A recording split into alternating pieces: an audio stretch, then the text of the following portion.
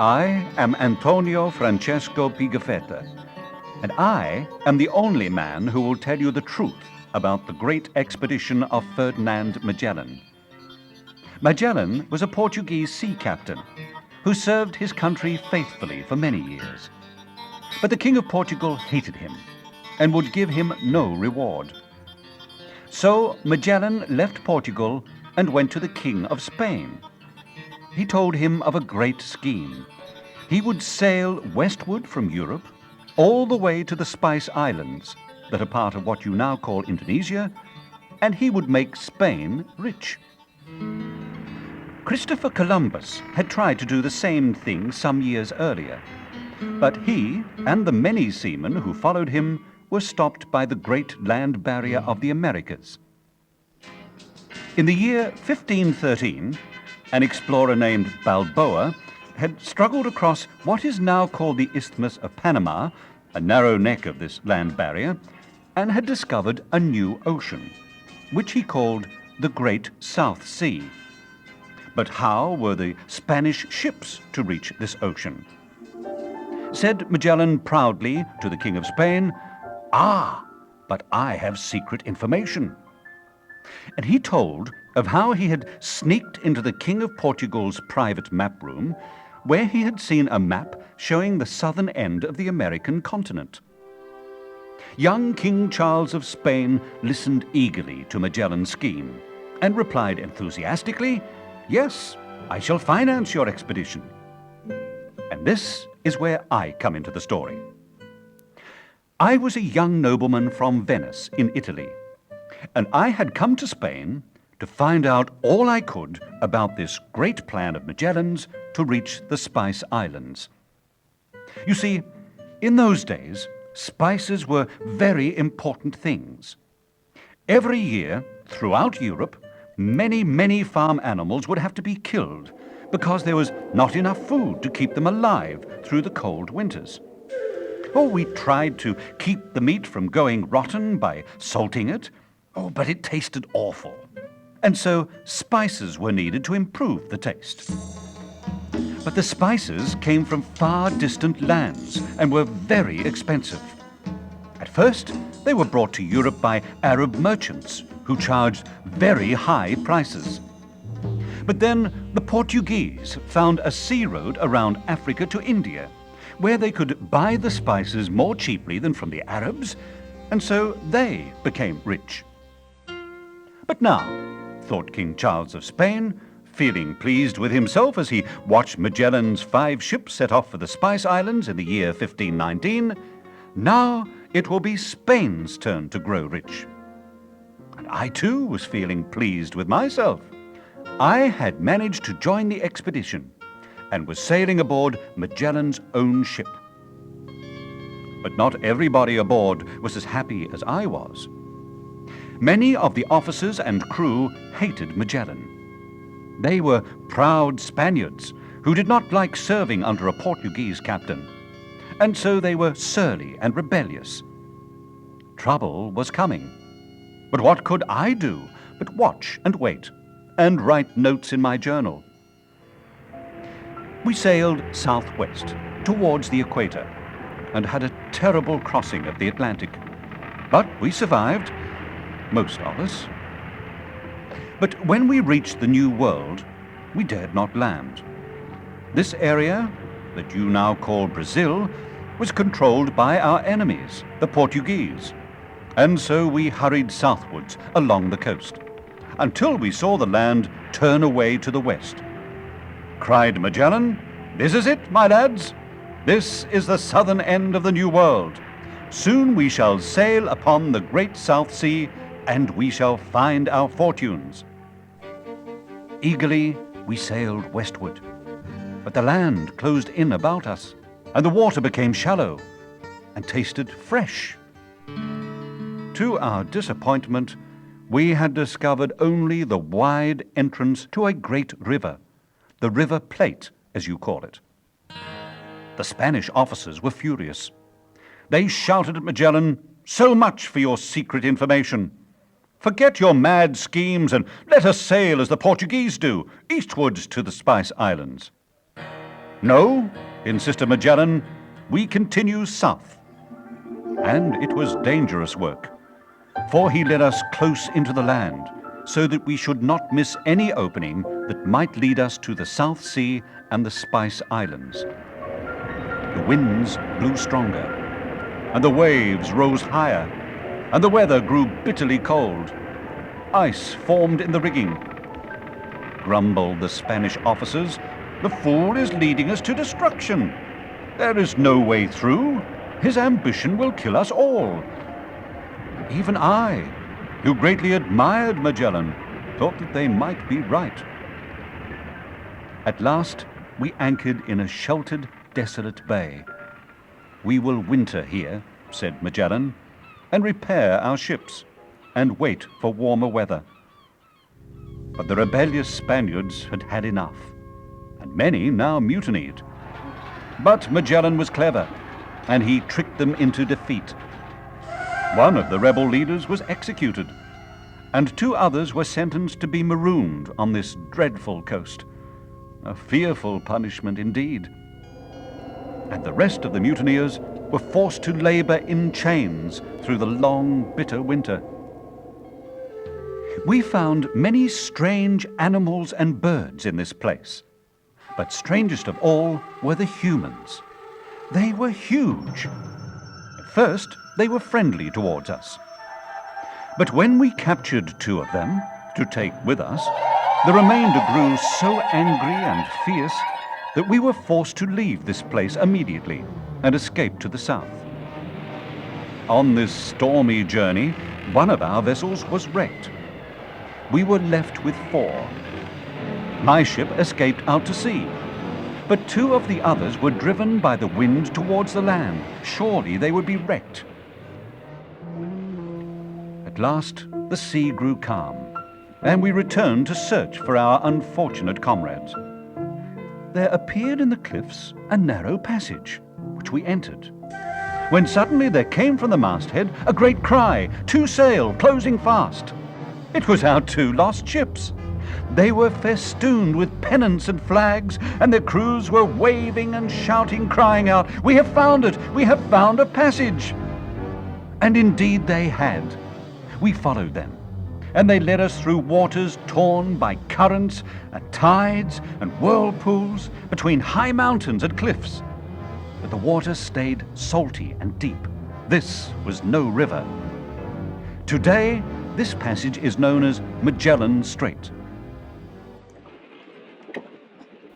But only 3 ships entered the new ocean on the other side, Balboa's great South Sea. The crew of our 4th ship had mutinied again and had turned back. But the hopes of the rest of us were high.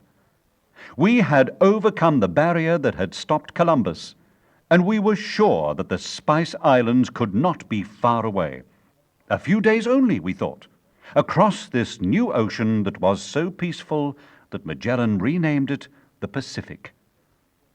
And so we dreamt of wealth and headed northwest towards the equator again. Day after day went by, and then weeks, and still there was no land.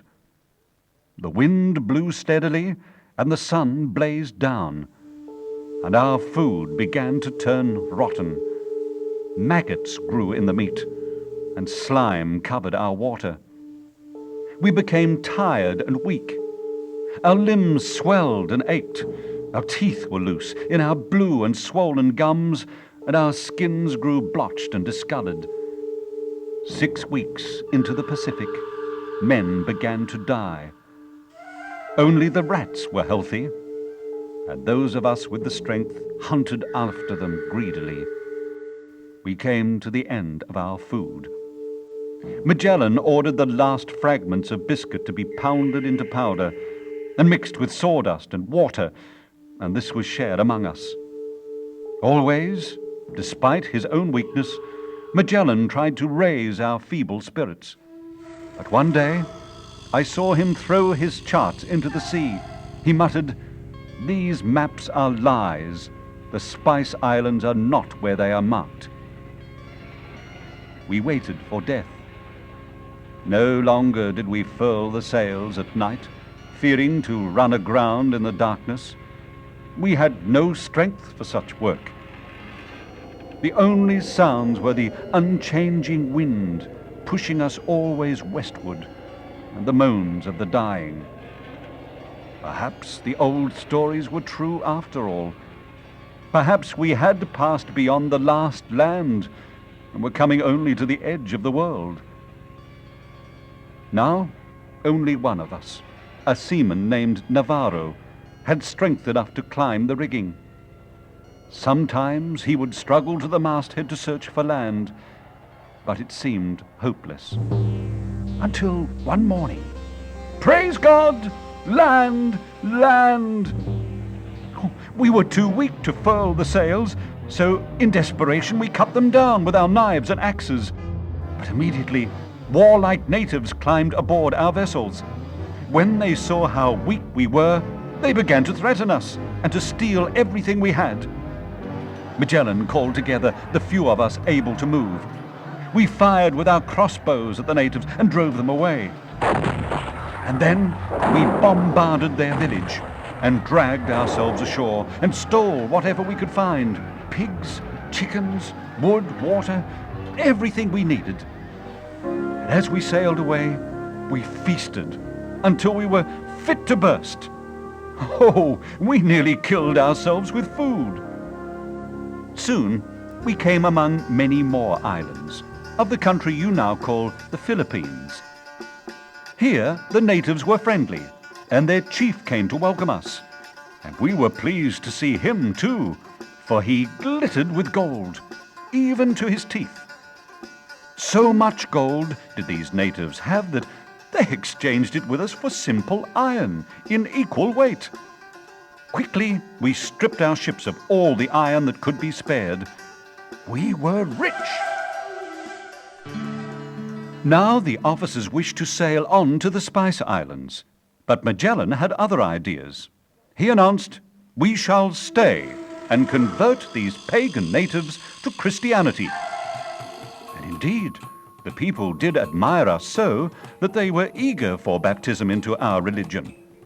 But there was one powerful chief who refused to give up the old gods.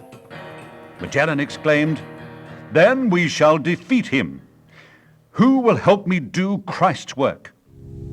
But few of his men would help him. "We are seamen, not missionaries," they said. "We should be going to the Spice Islands." And so, only 60 men, myself included, set off to fight the pagans on their island. We tried not to show our fear. "God is with us," cried Magellen. "We cannot fail." But when we got there, we found an army of thousands waiting to fight us. Most of our men panicked and ran for the boats and escaped, leaving only a few of us, Magellen and myself included, fighting desperately for our lives. On board our ships, the Spanish officers could see the fighting, but they laughed and would let no one go to our assistance, until they saw Magellen himself go down beneath the clubs and axes of his attackers.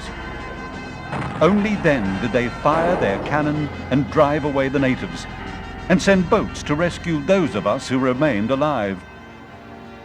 But they would not let us bring back the body of our gallant leader. And so ended the life of the greatest explorer and leader of men that the world has ever seen. Some say that Magellen had been to these islands before, during his early years in the Orient with the Portuguese, and so to him should go the honor of being the first man to circumnavigate the world. I do not know if this is true. Perhaps the honor should go to Magellan's devoted slave, a man named Black Henry, who had been born in this part of the world. What I do know, however, is that after the death of his beloved master, Black Henry hated the treacherous Spanish officers so much that he arranged a feast for them, at which they were massacred by the natives. It was a fitting reward for all their treachery. But we, the rest of us, were frightened for our lives and sailed away. After a terrible journey through seas controlled by our enemies, the Portuguese, we arrived in Spain, 3 long years after we had set out. Only 1 ship remained of our original 5, and of 277 men, 19. The King of Spain was deeply disappointed with the sorry results of his great expedition. "It is Magellan's fault," he cried. "I should never have trusted a Portuguese." And the other survivors, mutineers and rebels, most of them, agreed.